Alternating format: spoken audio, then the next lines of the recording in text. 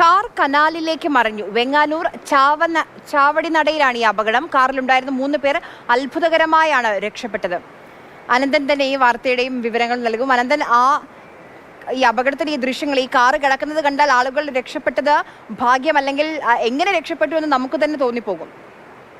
ഈ ദൃശ്യങ്ങൾ കണ്ടാൽ നമുക്ക് ഇപ്പോൾ ആര്യ സൂചിപ്പിച്ചതുപോലെ തന്നെ യാത്രക്കാർ എങ്ങനെ രക്ഷപ്പെടും എന്നുള്ള ആശങ്ക ഉണ്ടാകും. അത്ഭുതകരമായി തന്നെ ഈ കാറിലുണ്ടായിരുന്ന 3 പേരും രക്ഷപ്പെട്ടു. തിരുവനന്തപുരം മണക്കാട് സ്വദേശി വിഷ്ണുരാജ് ഓടിച്ചിരുന്ന കാറാണ് അപകടത്തിൽപ്പെട്ടത്.